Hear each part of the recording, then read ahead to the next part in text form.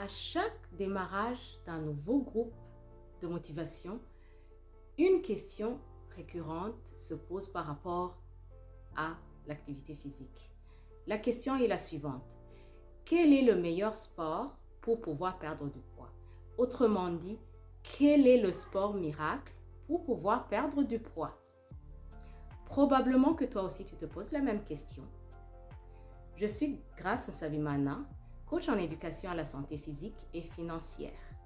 Parce que pour moi, personne ne peut prétendre à une santé physique sans la santé financière ou vice-versa. Bonjour à tous et bienvenue alors dans cette nouvelle capsule. Tout d'abord, j'aimerais rappeler que dans le processus de perte de poids, quand il s'agit de l'alimentation et de l'activité physique, seule la loi du 80/20 intervient. Qu'est-ce qu'alors la loi du 80/20?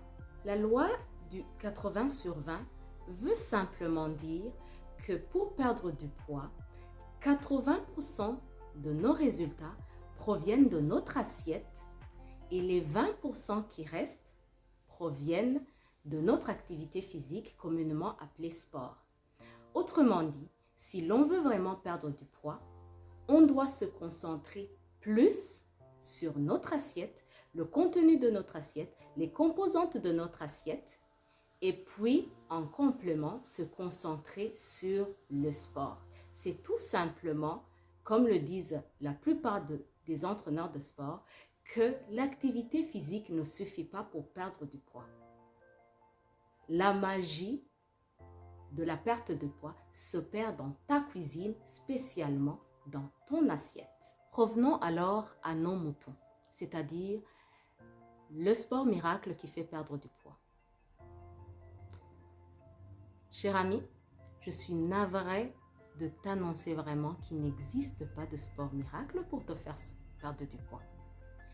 Le seul sport miracle qui te fera perdre du poids est le sport que tu pratiques sur une base régulière.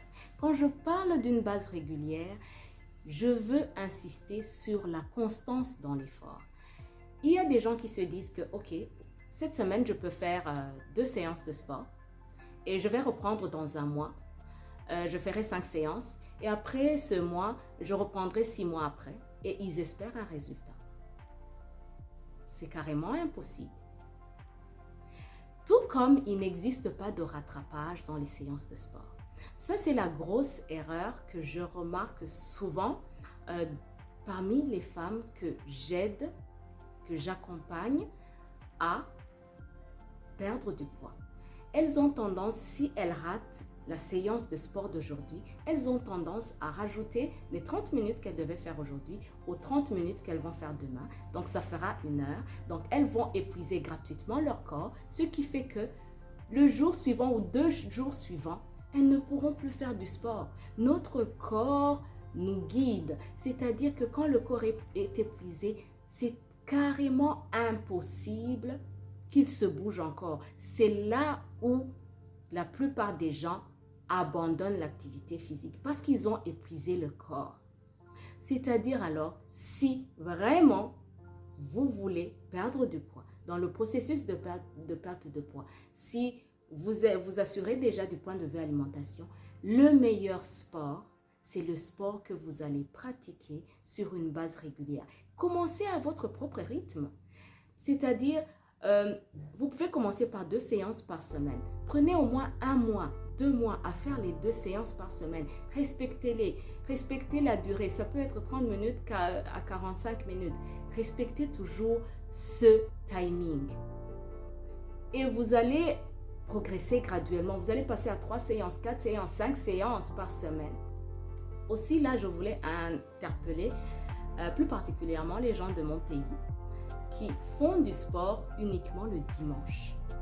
Et souvent, ces personnes s'étonnent et se disent, moi, je fais du sport le dimanche vraiment, mais je ne vois pas vraiment mon ventre rétrécir. Je ne vois aucun changement sur moi, sincèrement.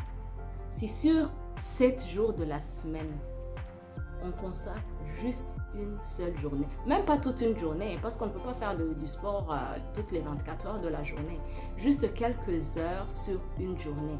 et nous espérons un résultat. Est-ce vraiment raisonnable? Voilà alors 3 astuces pour pouvoir stimuler et également maintenir sa routine sportive.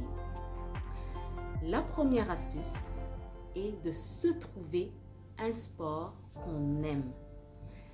Il ne faut jamais se dire que parce qu'on m'a dit que si je cours, si je me mets à courir, je vais perdre rapidement et facilement du poids, donc je vais me mettre à courir alors que je déteste courir. Personnellement, je déteste courir ou bien sauter. Donc, c'est-à-dire que si moi je me mets à courir, je vais courir la première fois, le deuxième jour, mais la troisième fois, je ne vais plus y aller parce que ça va me dégoûter.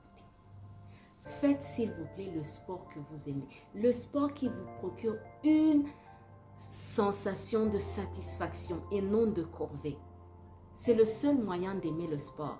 Si on fait le sport, déjà on n'était pas tellement motivé et on fait un sport qu'on n'aime pas, franchement, on ne va pas durer dans cet exercice. Ça prendra 2 ou 3 séances, maximum 5 séances, mais on va carrément abandonner. La deuxième astuce, c'est de faire le sport à son propre rythme.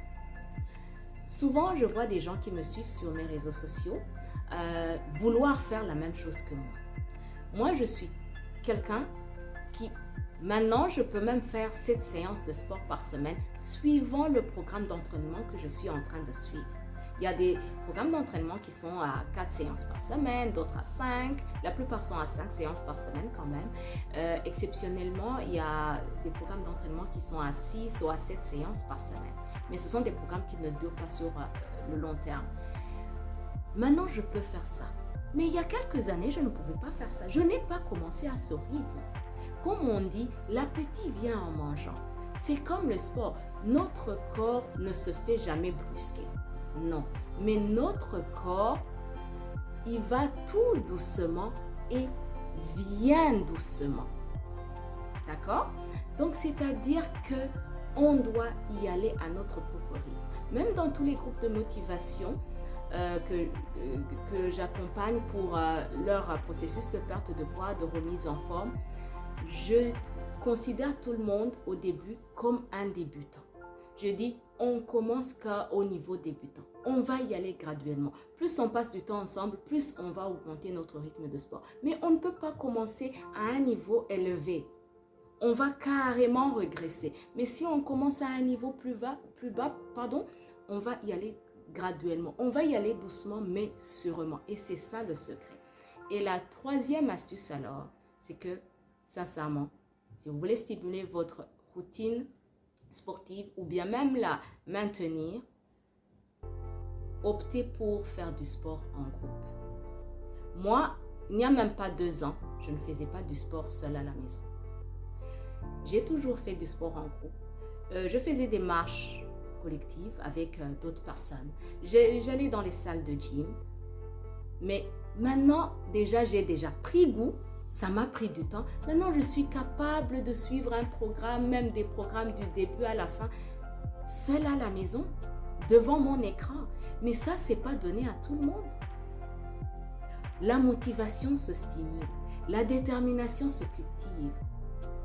Parce que c'est pas tous les jours, en tout cas personnellement, sur 5 fois par semaine que je me réveille chaque matin, avec l'objectif de faire du sport, au moins 3 fois je me réveille sans aucune motivation. Mais c'est parce que je sais qu'il y a tellement de groupes, tellement de femmes qui attendent partout dans le monde que je leur donne le coup d'envoi, que je les accompagne, que je sois auprès d'elles dans ce cheminement. Je me dis non, si je lâche aujourd'hui, je vais faire lâcher des milliers de gens. Alors, je n'ai plus ce droit. Mais ça, c'est à mon niveau. Toi, à ton niveau, des fois, tu te réveilles sans vraiment de motivation. Mais un seul texto d'une amie ou d'un ami peut te faire changer d'avis. Juste parce que la personne va t'envoyer un texto et te dire « Hey, moi je suis prête, je suis déjà en tenue de sport. Toi, tu en es où?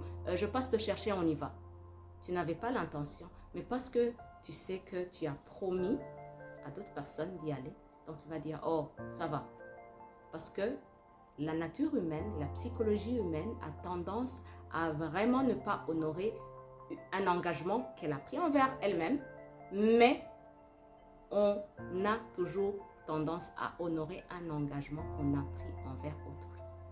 Donc, s'il vous plaît, choisissez le sport que vous aimez. Commencez à votre propre rythme et allez à votre propre rythme et faites ça en groupe. Ce sont les 3 meilleures astuces pour stimuler et maintenir votre routine sportive. Alors, c'est sur ces 3 astuces que je vais vous remercier pour votre attention. Et n'hésitez pas d'aimer cette vidéo, de vous abonner à cette chaîne, de la partager si ça a une plus-value pour vous. Ça pourrait en avoir aussi pour quelqu'un d'autre de votre entourage. N'hésitez pas de la partager. Alors, si vous avez des questions, n'hésitez pas à me joindre, soit directement sur cette chaîne YouTube, soit sur WhatsApp, soit sur Instagram, soit sur Facebook, soit sur mon site web. Ou bien même si c'est une question personnelle, n'hésitez pas à me joindre en privé parce que vraiment, je respecte la vie privée de chacun. Et sur ce, je vous dis à très bientôt pour une nouvelle capsule qui portera soit sur les finances personnelles, soit sur l'alimentation, soit sur la remise en forme parce que ce sont mes secteurs passionnels. Alors, je ne fais que vous partager ma passion. À très bientôt. Et je vous dis bye bye.